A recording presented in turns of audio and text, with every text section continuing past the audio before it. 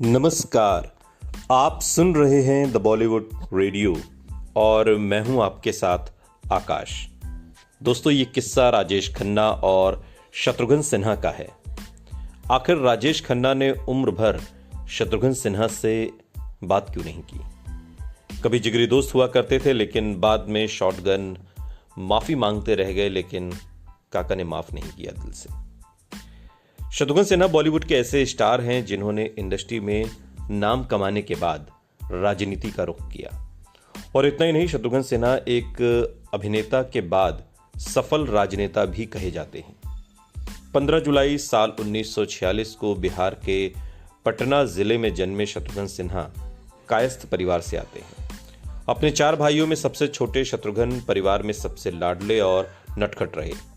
शत्रुघ्न के पिता भुवनेश्वरी प्रसाद सिन्हा पेशे से डॉक्टर थे। भुवनेश्वरी के 4 बेटे हुए, जिनके नाम राम, लक्ष्मण, भरत और शत्रुघ्न रखे गए।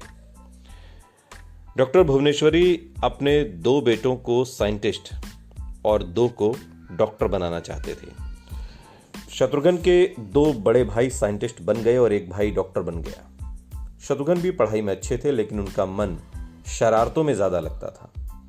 शत्रुघ्न सिन्हा को बचपन से ही मिमिक्री और एक्टिंग का शौक था। शत्रुघ्न सिन्हा ने स्कूली पढ़ाई करने के बाद पुणे के फिल्म इंस्टीट्यूट से एक्टिंग सीखने का फैसला किया। इसके बाद शत्रुघ्न सिन्हा ने साल 1970 में देवानंद की फिल्म प्रेम पुजारी में पहली बार एक्टिंग की थी। इस फिल्म में शत्रुघ्न सिन्हा ने पाकिस्तानी आर्मी ऑफिसर का किरदार निभाया था। इस फिल्म के बाद शत्रुघ्न सिन्हा ने दोबारा कभी पीछे मुड़कर नहीं देखा। शत्रुघ्न सिन्हा की पहली रिलीज फिल्म साजन थी, जो साल 1969 में आई थी।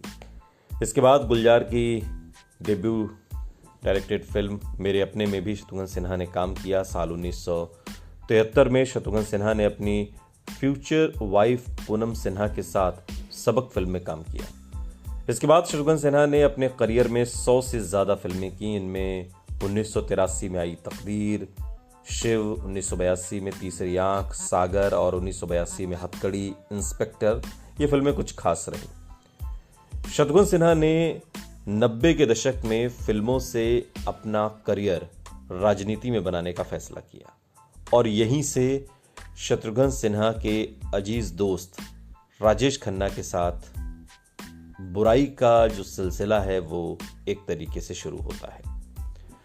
दरअसल शत्रुघ्न सिन्हा ने साल 1992 में अपने सालों पुराने दोस्त राजेश खन्ना के खिलाफ दिल्ली से उपचुनाव में पर्चा भर दिया। जब राजेश खन्ना को इस बारे में पता चला तो उन्हें काफी बुरा लगा। राजेश खन्ना कांग्रेस की तरफ से चुनाव लड़ रहे थे, वहीं शत्रुघ्न सिन्हा बीजेपी की तरफ से उतारे गए थे। हालांकि इस चुनाव में राजेश खन्ना 25,000 वोटों के अंतर से जीत गए थे, लेकिन फिर भी उन्होंने शत्रुघ्न सिन्हा से बुराई मान ली थी। मन में खटास पैदा हो गई थी और इसके बाद राजेश खन्ना ने शत्रुघ्न सिन्हा से मरते दम तक बात नहीं की। शत्रुघ्न सिन्हा ने कई बार कोशिश भी की, लेकिन राजेश खन्ना ने उन्हें माफ नहीं किया। कुछ समय पहले एक इंटरव्यू में शत्रुघ्न सिन्हा ने इस बात का जिक्र भी किया था, जिसमें शत्रुघ्न सिन्हा ने बताया कि हमारी दिल्ली चुनाव में सियासी फाइट हो गई थी।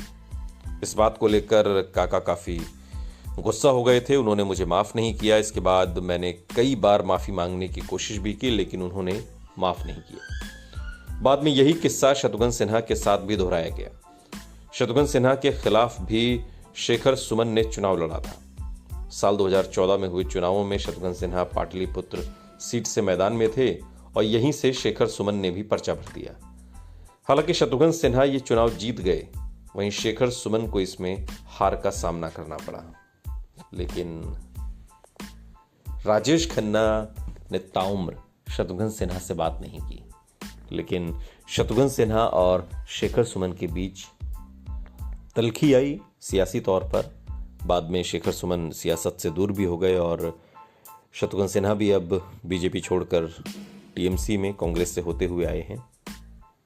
राजनीति है, राजनीति में कुछ भी होता है। ये बात काका नहीं समझ पाए, लेकिन शत्रुघ्न सिन्हा समझते हैं। सुनते रहिए द बॉलीवुड रेडियो, सुनता है सारा इंडिया।